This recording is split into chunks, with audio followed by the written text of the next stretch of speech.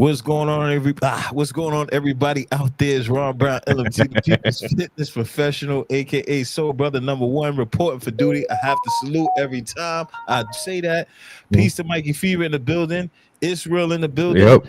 Abdullah Bay in the building. Thank y'all for joining the NYP family. You've been with us for a while now. I really appreciate you. Kenneth L. Bay, I know you only come on this show or watch this show when those brothers are on. However, there are other shows that are popping, though. There are other shows that you're missing out on that are popping. This show is popping. Every other show is popping. Y'all got to tune in. Let's go straight into it. Addressing the misconceptions at large within the Moorish movement. Okay, let's go. Before Israel gets started, I want to give a shout out and wonderful love and appreciation to all conscious Moors who, and I'm saying that because they put out the effort. However, the effort is what's appreciated, of teaching our people that we're Moors and not Negro colored black. I want to give the shout out. I greatly appreciate all of you for extending the love that you have for our people and in addressing the centuries of our Moorish cultural racial and our Moorish cultural racial and Moorish identity theft, hijacked it by European Shriners and European mystics who claim our Moorish fairs, our Moorish names, our Moorish turbans, our Moorish architecture, our Moorish scimitar, the compass and the square, the five-pointed star, the crescent moon. I want to thank all of you for reaching out to unconscious Moors the best way you know how. The best way you know how. I salute you. I unwrap my turban and tip my fez to all conscious Moors out there. I appreciate you. I salute you. Salute. Indeed. All right. So let's get into it. So addressing the misconceptions at large within the Moorish movement using evidentiary standards. Misconceptions equal lack of knowledge. Misconception. The word misconception is a noun, a false opinion. Prefix mis dash, meaning bad, wrong, plus prefix con, together with, plus root kapir, to take, from pi root cap dash, to grasp. False opinion. False. The word false is an adjective, meaning deceptive, deceitful, pretend, mistaken. See the word fail. The word fail is a verb, meaning be unsuccessful in accomplishing a purpose. From Latin, fallere, to trip, cause to fall. Devan traces it to pi root, meaning to stumble. From Sanskrit, scalate, to stumble. The word opinion is a noun. From Latin, opinium, opinionem, meaning opinion, conjecture, fancy, judge, suppose, opine. From pi op dash, to choose. See the word option. So we're dealing with misconceptions and falsely choosing, or choosing to stumble. Misconceptions is when one chooses to stumble. What is evidence and what are evidentiary standards? Evidence. Evidence is explicit information shared by the communicator that is used to back up or to justify the dependability of a factual claim. In prescriptive arguments, evidence will be needed to support reasons that are factual claims. In descriptive arguments, evidence will be needed to directly support a descriptive conclusion. Legal application of evidentiary standards. Evidentiary standards are the legal principle that determine how much convincing evidence is required to prove a fact or a claim in court. Professional debate application of evidentiary standards. Evidentiary standards is the principle and criteria for evaluating the quality relevance, and credibility of evidence presented to support a claim in an argument. So this is the 11th edition, Asking the Right Questions, a guide to critical thinking by M. Neil Brown and Stuart M. Keeley. Those are Europeans? I'm not sure, brother. Yes. Okay. So this is chapter 8, How Good is the Evidence?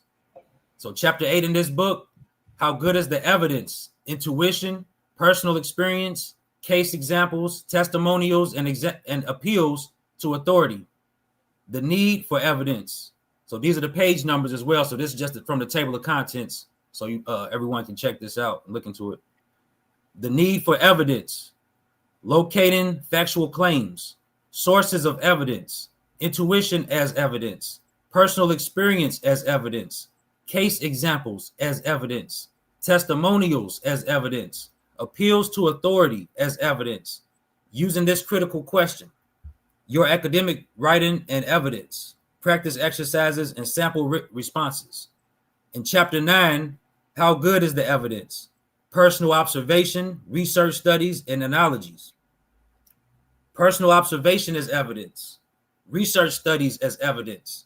General problems with research findings. Generalizing from the research measures. Bias surveys and questionnaires. Analogies as evidence. Identifying and comprehending analogies. Evaluating analogies. When you can most trust expert opinion. Research the internet. Practice exercises. Sample responses. And this is from chapter 8 of what we just read. Sources of evidence. When should we accept a factual claim as dependable? There are 3 instances in which we will be most inclined to agree with the factual claim. Number 1, when the claim appears to be undisputed common knowledge, such as the claim weight lifting increases muscular body mass. Number 2, I want to interject. Yeah, so right now you're setting the stage to address. Okay. Indeed. I just want to let the audience know what's going on. Got you. Yep, perfect. Yep. Number 2, when the claim is the conclusion from a well-reasoned argument. And number 3, when the claim is adequately supported by solid evidence. Our connection in this chapter is the 3rd instance. Determining the adequacy of evidence requires us to ask, how good is the evidence? To answer this question, we must first ask, what do we mean by evidence? So again, attention. Evidence is explicit information shared by the communicator that is used to back up or to justify the dependability of a factual claim. See chapter 3. In prospective arguments, evidence will be needed to support reasons that are factual claims. In descriptive arguments, evidence will be needed to directly support a descriptive conclusion. So the quality of evidence depends on one kind of evidence it is, on the kind of evidence it is. Thus, to evaluate evidence, we first need to ask, what kind of evidence is it? Knowing the kind of evidence tells us what questions we should ask. When used appropriately, each kind of evidence can be good evidence. It can help support an author's claim, like a gold prospector closely examining the gravel in her pan for potentially high quality ore. We must closely examine the evidence to determine its quality. We want to know major kinds of evidence. These are the major kinds of evidence: intuition, personal experiences, case examples, testimonials, appeals to authorities or experts, personal observations, research studies, and analogies. So does an author's evidence provide dependable support for her claim? Thus, we begin to evaluate evidence by asking, how good is the evidence? Always keep in the back of your mind that no evidence will be a slam dunk that gets the job done conclusively. Mm-hmm. All right. I'm going to address these misconceptions at large within the Moorish movement. Misconception at large. The Moors established the United States federal government for themselves and the state governments for the Europeans.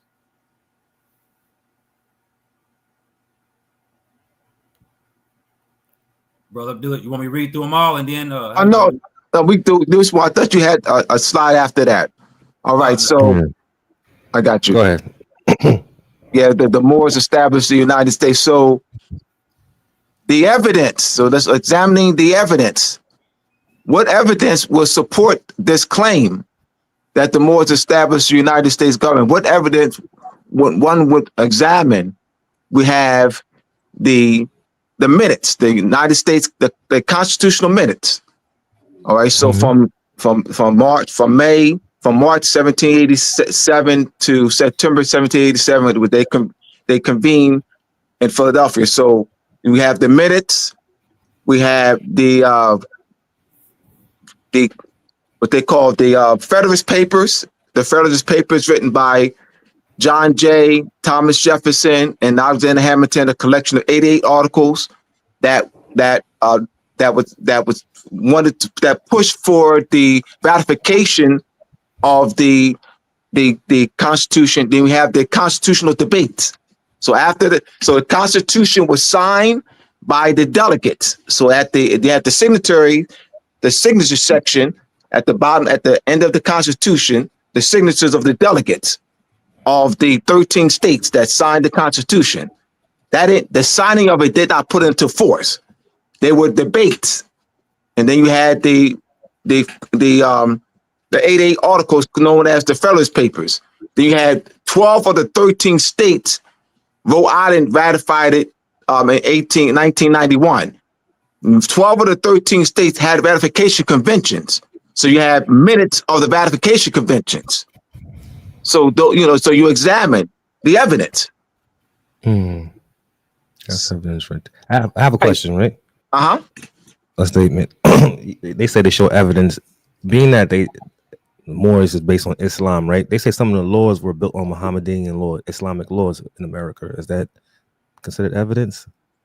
Will that be taken? No, that's a statement, though. That's not what you're. No, what I'm saying is that's what you just said is a statement. It's not evidence. All right, got you. Remember you said you have a statement, and you say they say that some of the laws were built on Islamic laws.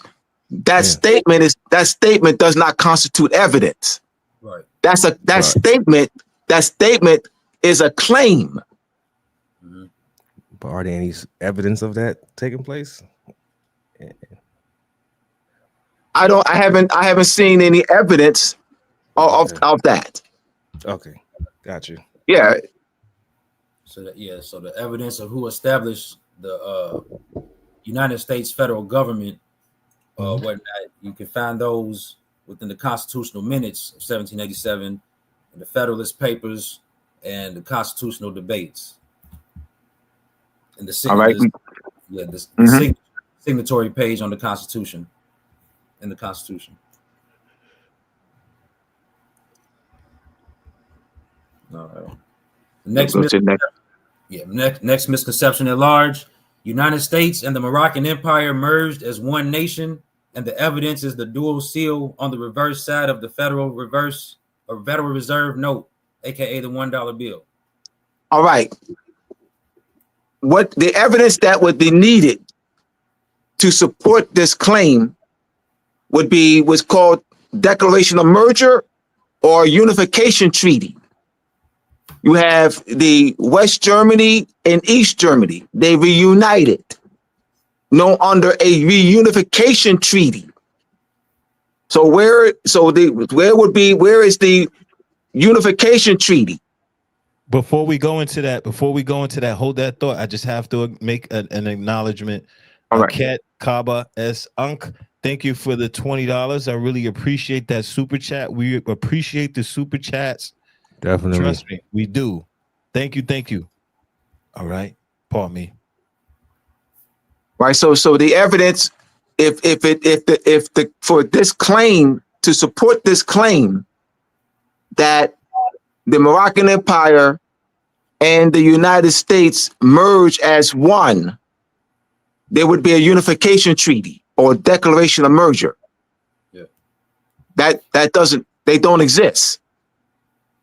Gotcha. Where are the hard evidence? The back of the one note is not evidence. That's not evidence. You pull out the one note all you want. You can pull out 1,000,000 times. Keep in mind, let's examine this. You can pull it out 1,000,000 times. How good is that? Is that evidence? Is the Federal Reserve note, what they call the $1 bill, the back, the image, is that evidence though? Because where's the evidence to support that? Where's the evidence to support the claims that, you know, the one, and then you have the Great Seal of the United States? Where is the hard documentary primary source unification treaty declaration of merger evidence? Nice. I like that. I like that. I'm glad he's clearing that. He's clearing that up.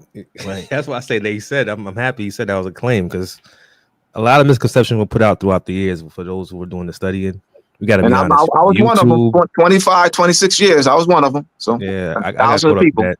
You remember those days, Ron? The YouTube back then. Yeah. People telling you to do this and do that, and you believe in it. Wait, hold on, brother.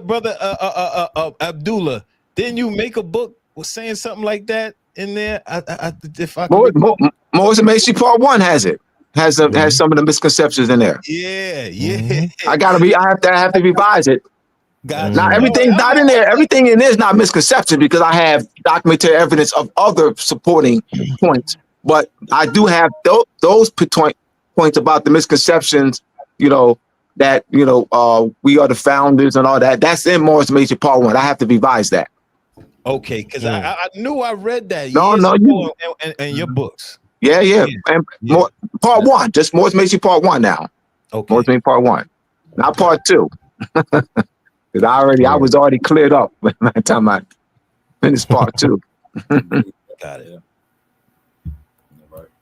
Next misconception at large: individual Moors can invoke the 1836 Peace and Friendship Treaty between the United States and the Moroccan Empire. Let's go. Yeah. All right.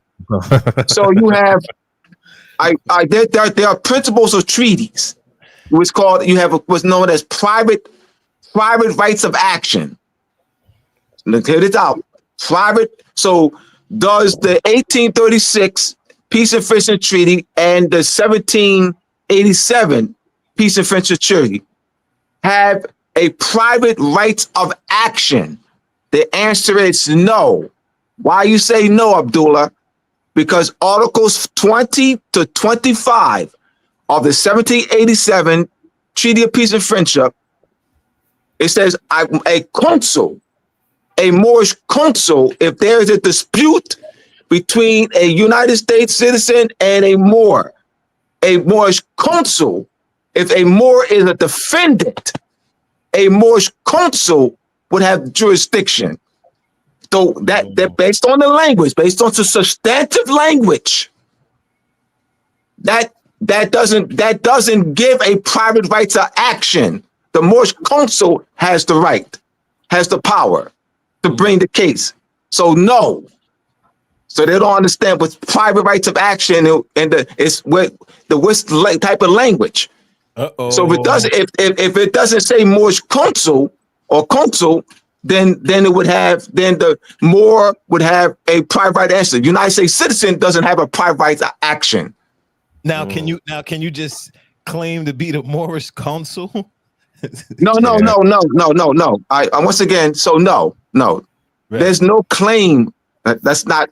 Good question. Don't at me. Don't at me. There's no such thing as one claiming to be a Moorish consul, because I have to have a head of state, a Moorish consul in government structure worldwide. Well, just worldwide. I'm talking about this is a universal principle. Mm-hmm. No one claims to be a consul in the United States or French consul.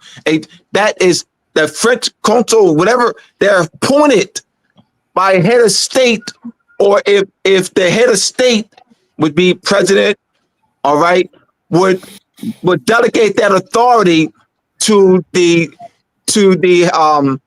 Secretary of State or Minister of Foreign Affairs, where they appoint ambassadors, you know. So no. We're talking about government structure. We're talking about government structure. So we gotta show the world that we know government. We got to show the world. Yeah. Mm-hmm. What I said to Israel. Yeah. We got to prepare the people to be able to dance with ambassadors. consul, consul generals, international jurists. We got to get them to that level. Yes, See, what it is, Ron and Mike, is that unconscious Moors speak to other conscious Moors and conscious Moors who don't know. So they sound intelligent. They sound right. But when you get among those who know, Israel is going to sound, Israel can speak to international jurists. Israel can speak to consuls, ambassadors, consul generals, and he will sound intelligent to them. Now, King and I are making sure of that. All right, now We're making sure of that. I got to go to a question because is there any truth to the 102s? Of course, I know about the 101s. I've never heard of the 10. I think someone mentioned 102s a long time ago on this podcast, but I only heard of the 101. I don't know. I haven't heard of 102, so I can't speak to that. But I know 101. Any truth that is too broad because then you have to look at each one. You know what I'm saying? And we don't have time though. You know what I'm saying? I can't say. You have to examine each question. And that's not. I just want to be, logical. So we can. I don't think there's a 102. There's no one. I haven't seen a 102. I'm just say that. I'm not going to say. I'm just going to say I haven't seen it. I'm just keep it at that. Yeah. All right. So the next misconception at large: the United States became a corporation in 1871 via Act of Congress. Yeah, I heard that. All right. So Congress is a creature. Congress is a creature of the Constitution. So you have you have United States in the preamble. We the people of the United States. All right. So that United States and the preamble to the United States Constitution, we the people of the United States. You have United States Article 1, Section 1 of the United States Constitution. United States, the executive power, United States executive power shall be, legislative power shall be vested in one Congress, holding a Senate and House Representative. You have Article 2, Section 1. The executive power of the United States shall be vested in the President of the United States of America. You have Article 3, Section 1. The judicial power of the United States shall be vested in one Supreme Court. So you have those that. So is that a corporation? So we say in 1871, an act of Congress. So an act of Congress is a creature of the Constitution.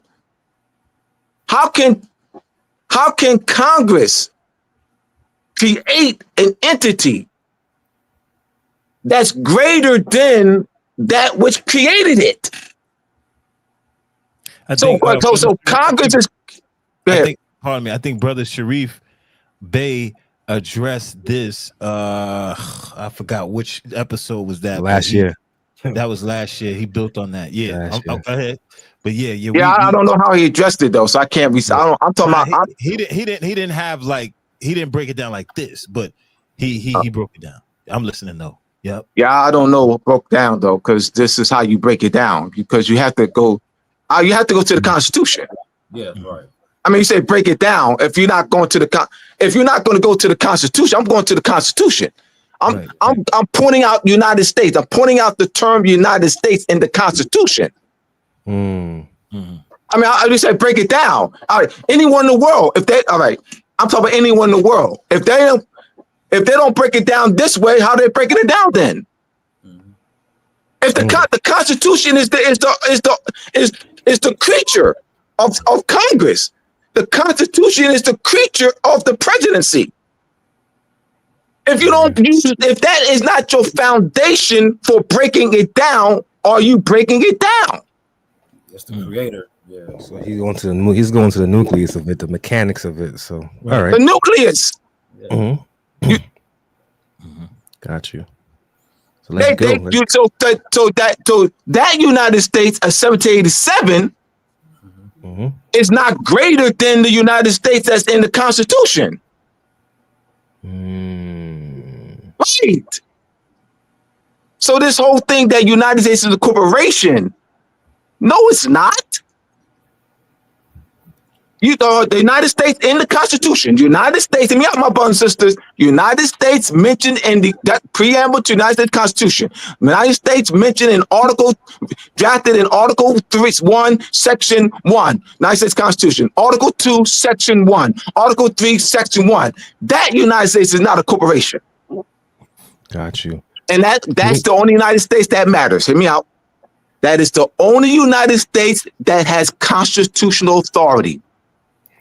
Why would you concern yourself? Why would you, anyone in the world, anyone, anybody, anyone in the world concern themselves with a United States that does not have constitutional authority? What the intelligence is focused on the United States that has constitutional authority. Yeah, not congressional authority. Right, constitutional authority. Congress is the creature of the Constitution. Exactly. Yeah. Like, we're putting so much energy, so much time. I mean, into a United States doesn't have constitutional authority. Oh man, as you said earlier, that's what happened when misinformed Moors and misinform other Moors. It's like junk piling upon junk misinformation, and it goes back to when people were saying, that's what I'm talking about. that's when they said, "Oh, the U.S. is a corporation. It has an LLC." You heard that before, right? Right, Ron? There's an LLC for the U.S. And yep. Trust me, you got. These are things that we were picking up along the years. So we used to be like, "Wow." Yeah, but those United States don't have constitutional authority, though. That right. That in fact, those you don't. That fact. France did not deal in 1803. France dealt with the United States that's drafted in the United States Constitution. Yeah. Great Britain dealt with the United States in 1783. The 1783 definitive peace treaty between Great Britain and the United States. Article 1 of that treaty, that is that United States. 1778. The alliance treaty between France and United States dealt with the United States. All right. So you had the Treaty of Peace and Friendship between His Imperial Majesty and the United States, dealt with the United States. That was drafted in the Articles of Confederation. Yeah. United States. I'm just saying, though, we spinning wheels, so we got to go to the foundation. Yep. All right, we can go to the next one. Misconception at large. Moors are U.S. non-citizen nationals. All right. So the source of law. All right. So let's look at this. In 1898, that's called the Spanish American War, known in the textbooks. Spain lost the war. Spain ceded her possessions through a treaty. Puerto Rico, Cuba, Philippines, Guam, Virgin Island, Samoa. Those were Spanish possessions. They were ceded to the United States through the 1898 treaty. In the treaty, Spain ceded Spanish territoriality. That is a primary principle in international law. Territoriality. Spain ceded Spanish territoriality to the United States through that treaty. In the treaty, it states that United States can determine the status of those inhabiting in Portugal and Philippines and Virgin Islands and Cuba and Puerto Rico and Samoa. So United States Congress did do that. United States Congress legislated a new status known as this United States non-citizen nationals. Only for those, because those are territories. They were not incorporated. They have not since been incorporated into the United States Constitution, meaning that Article 4, Section Section 4, that's the mission of new states. That's the mission of new states, Article 4, Section 4. So you had so if those states was not given, became, they would not, those territories did not become states. So they're called unincorporated territories. They're unincorporated territories. They were not incorporated through Article 4, Section 4, the admission of new states. Wow. That's Article So 4, that's an aspect. That's an aspect of territoriality that now the United States having acquired territoriality through treaty, they can now they can determine the status. I mean, if the status is not determined in the treaty about the inhabitants, and clearly state that the United States can determine, right? And the Congress did do that. So no. But I want to give you the reasonings, the principles. Yeah, and to clear it up, it was Article 4, Section 3. Yeah. Oh, it's Article 4, Section 3, the mission clause. Yeah. Thank you, Israel. Article 4, Section 3, the mission clause. It's there. There's several clauses, but Article 4, Section 3 is and then the Article 3 is and that's the mission clause is Article 4, Section 3. Yes, thank you. Indeed. Man, this is beautiful. I appreciate this. A lot of misconceptions are being cleaned up because you get people out here jammed up, man, trying to play with paperwork and doing all this filing to be non-U.S. citizen to be national. Man, thank you for this. Indeed. So then we have misconception at large. We the people of the United States in the preamble of the United States Constitution consists of the Moors and means the people of the land. All right. You look at other constitutions. It clearly defines the national identity of the people in the Constitution. We, the people of Senegal, the people of Spain, the People's Republic of China, the people of Nigeria, that the people is a political phrase.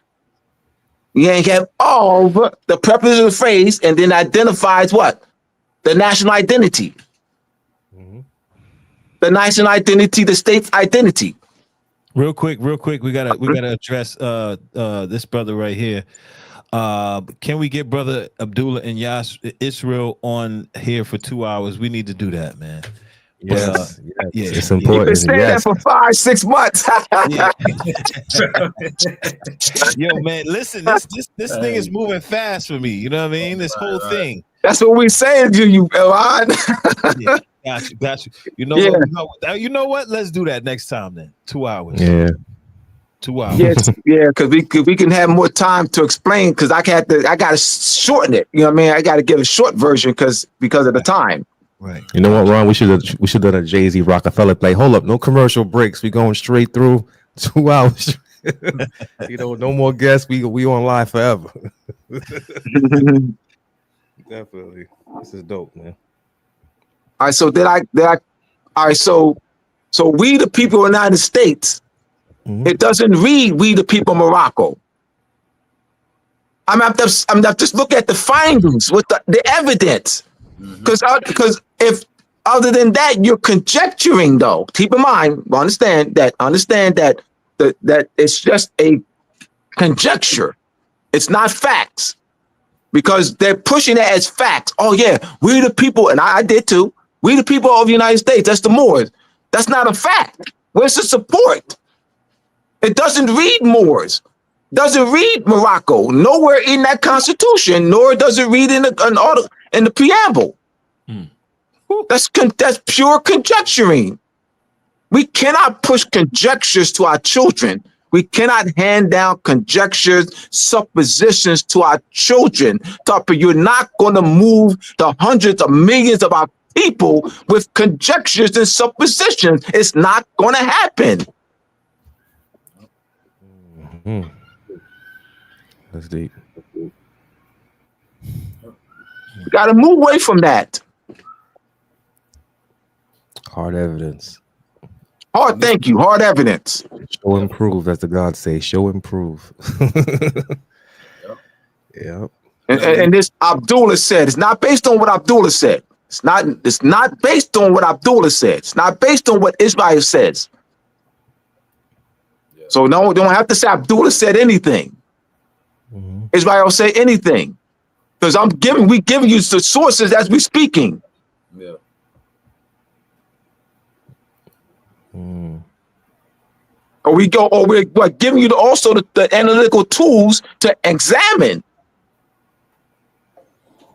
Wow. You need analytical tools. That's why Israel set the stage.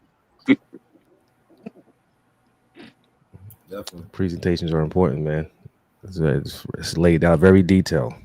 So a lot of misconceptions are out there, man. I'm glad you're clearing it up. The brother says the Moorish Treaty says. All right. So what does the Moorish Treaty for what? The Moorish Treaties read what? It reads what?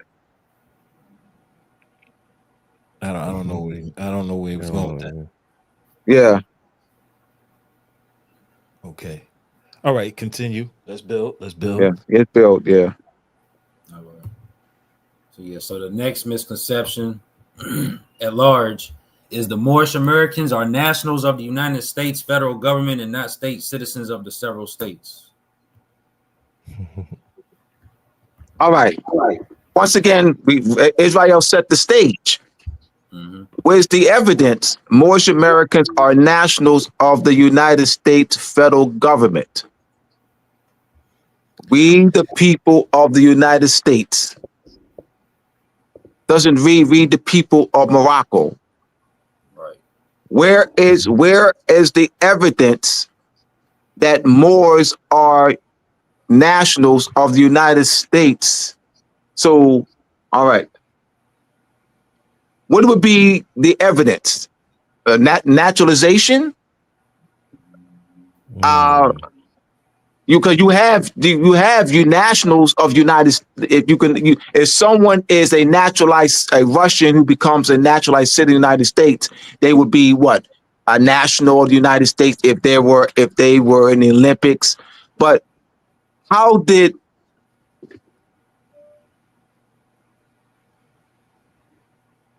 Moors be? How did the Moors? How were the Moors brought into the United States jurisdiction? By force. We were brought by force into the United States. Uh-oh. So is it prisoner of war? You know what some are gonna say behind that, right? Not all of us were brought here by force. No. Even those who I'm saying into the United States jurisdiction. Those are people. Those who claim to not been brought, they're being subject into the United States. That's by force, though. By force. United States forced us into their legal system. How did our people become part of the legal system of the United States? Through subjugation. That's all our people.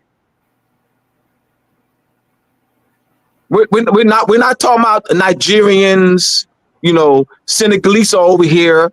All right, we're not talking about them.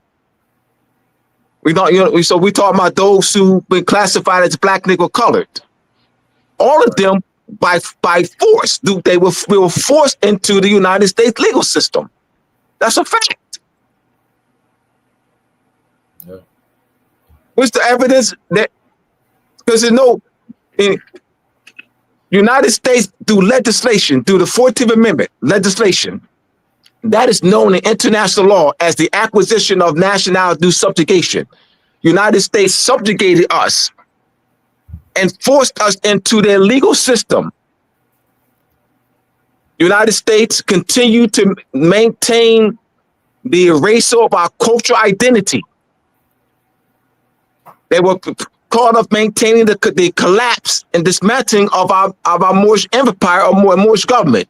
And even those who making the claim that they were bought over here, forcibly bought, they're still by force. You know, the claim, the force can't be challenged because they would be supporting me. They still would be supporting me because how did you become part of the United States legal system? You still would be supporting me. The claim is by force. This brother says, Brother Abdullah, are you saying the entire civics lesson book number? No, part one, not Moorish Movement, but no, because not the entire book, not the entire Moorish Movement part one, absolutely not, because I have references of treaties, I have the treaties, excerpts of various treaties, I have listing of treaties, I have listing of letters, I have references of books, of several books, so no, absolutely not.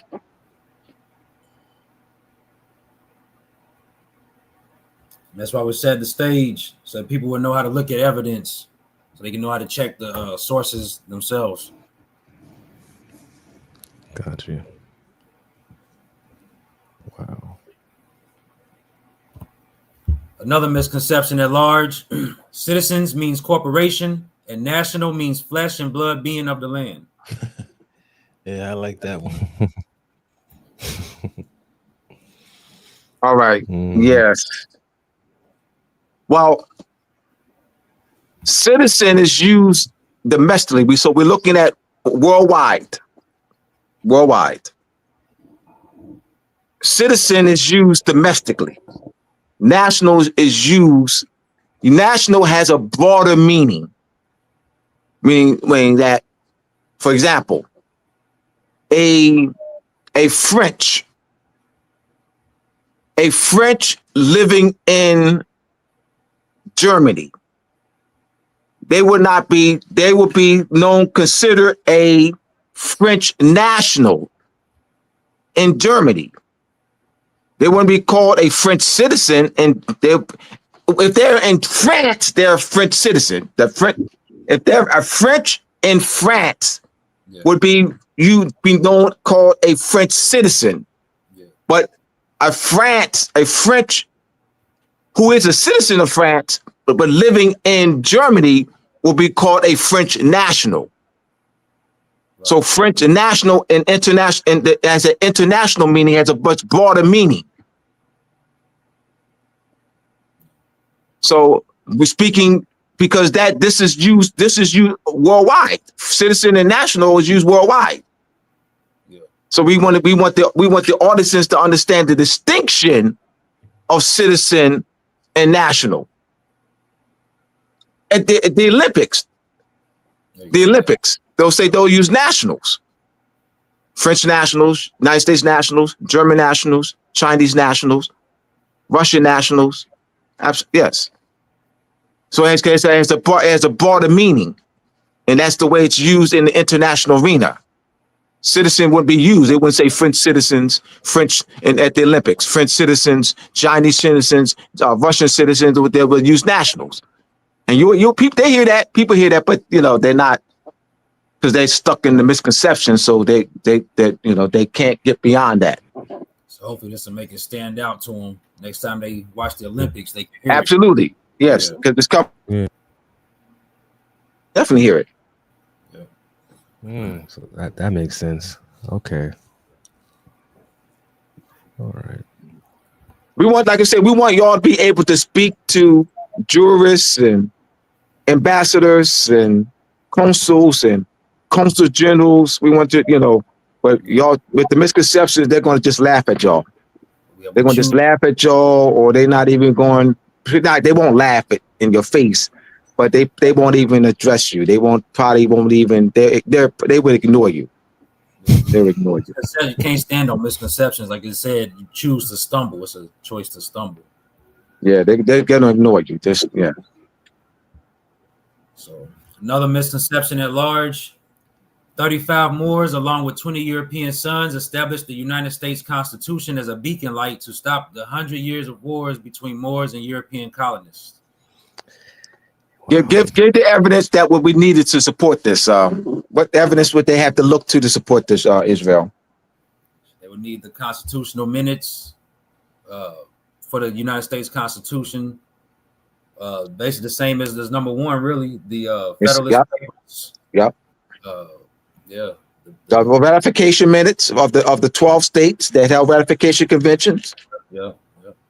Mm-hmm. But to play devil's advocate, right? I mean, devil's advocate. They will say, how can you trust the recorded information, the Constitution? You know, the European wrote that to write us out, to do paper genocide, and you gonna believe what they saying? All right, so remember they're making a claim though, Mike. All right, remember this is the claim. Yeah. So all right, so no problem. Good. Throw it at me. Throw it at us. Yeah. So they're making a claim. So no. That's good. They can say anything. Mm-hmm. So what would they use to support the claim? Right. That's where you back them in the corner. Because you're saying right Constitution. Hold on, you said establish the United States Constitution. Remember this the claim. So what? So it's establish the United States Constitution. So I would have to support the claim. I would have to go to the United States Constitutional minutes. Right. The ratification conventions minutes. Right. Look at the claim. Like so, you have to look at the claim first, and then look what evidence will be needed to substantiate the claim. Of who wrote it, and then then you're looking at examining how good is evidence. In this case, the only evidence that you would have to go to would be the United States Constitutional minutes. It would be the Federalist Papers, the ratification conventions of the 12 states, because 12 of the 13 held ratification convention. Let's say Rhode Island ratified it in 1991. You have to examine the claim. Yep. I mean, to dismiss without examination, to throw off without examination, to say something's not good without examination. It's not based in that's not evidentiary standards. Right. You haven't examined the evidence. How good is it? How bad? Whatever. You haven't examined it though. You just you're throwing it off without examining it. You're dismissing without examining.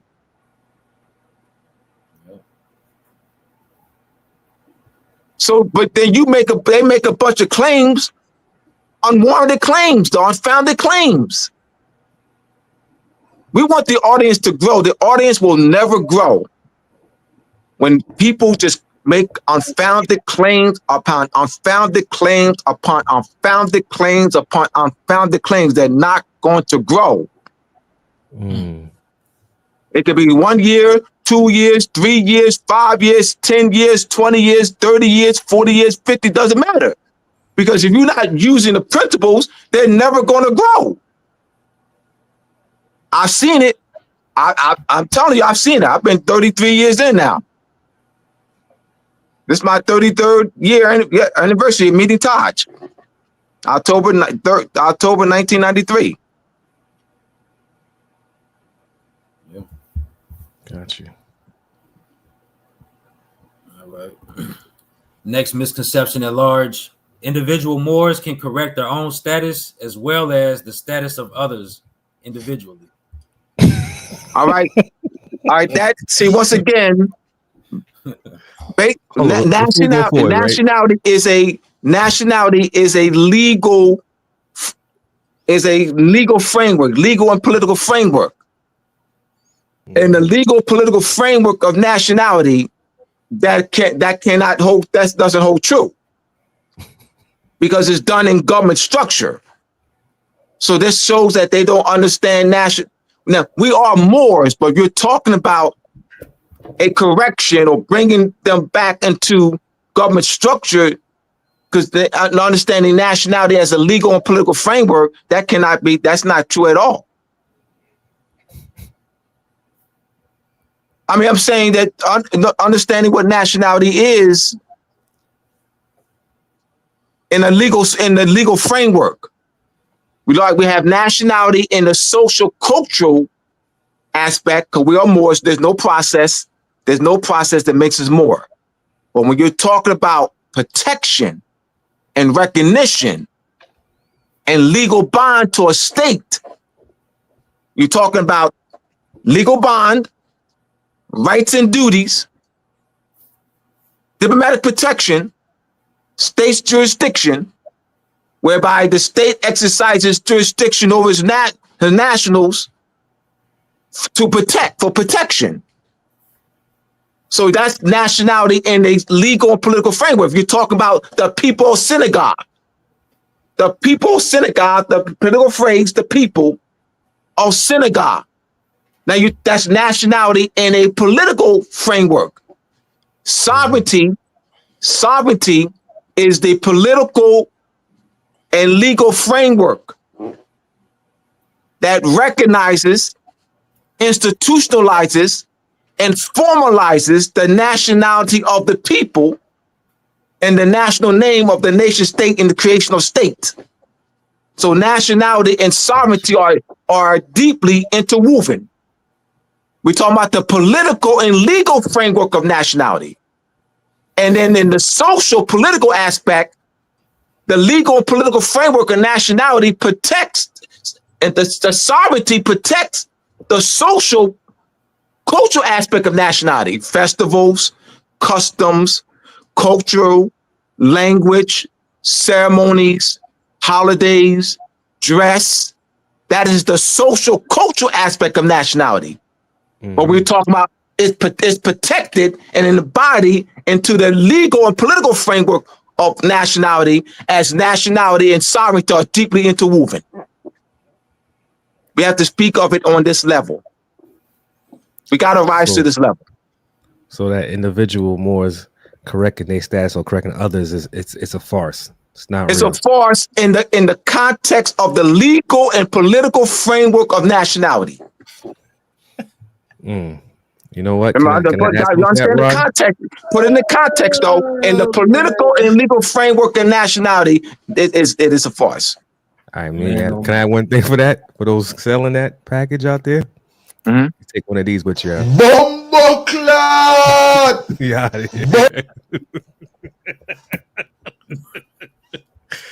Yo. Get out of here with that.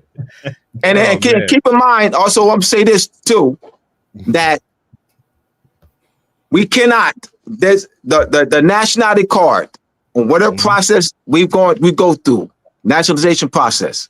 It is not a true nationalization process. Hear me out. I'm explaining. You know me. All right. Nationality in the political and legal framework is one's legal bond to a state. One cannot have a legal bond to a state whose sovereignty has been lost, or whose sovereignty has yet to be restored.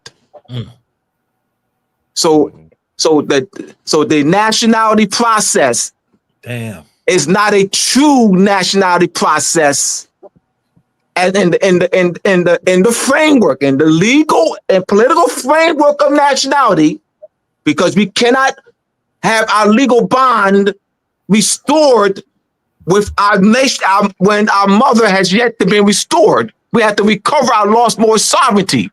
You cannot restore a legal bond to a state whose sovereignty is still lost. Once again, I can speak to anyone. I can speak to international jurists.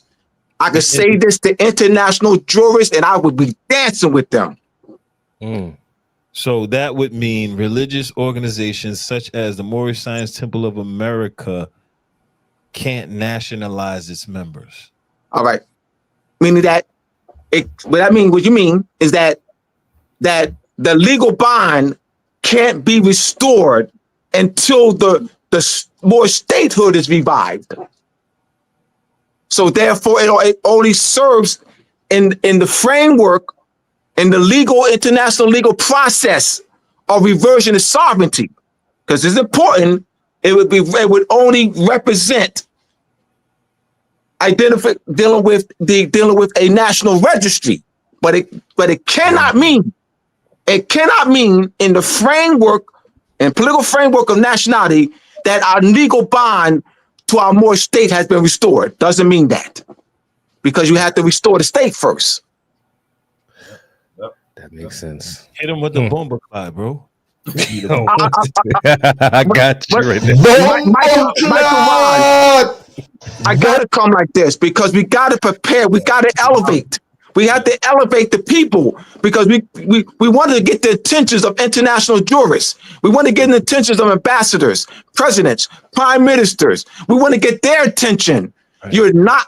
I trust me, my brothers and sisters. Trust me. You will not get the attentions of international jurists, prime ministers, ambassadors, consul generals, chargé d'affaires. You will not get their attentions with these misconceptions. You're not. We need this knowledge in numbers. Yes. You must speak the language that they know. You got to speak the language and principles that they know, that they identify with. Yep. Deep. We got time for one more? Yeah, 7:55, y'all. Yeah. Let's. The next exception at large. Individual Moors can create a government first and then bring other Moors into their government second. That's being a violation of political legitimacy. It doesn't respect the principle of political legitimacy, the consent and will and free and the will of the people. So that principle doesn't embody that doesn't embody that. It's based on you gotta look at the principles. So is there political legitimacy? The will of the people. Was the will of the people involved? Was the consent of the people involved? Was there political legitimacy? See, they're just doing because they don't know the principles. You do by principles, not by emotions, not by feelings. All right, so 7:56, and then we'll do a part two, Israel. We got enough for part two. You know, if y'all want to do it, give us 2 hours, you know, because we can, you know, like I said, I had to, you know, keep things short because of the time. Right. But you got it. You got it. 2 hours. The audience wants 2 hours. We've been saying we're gonna do 2 hours. 2 hours it is. 2 hours it is.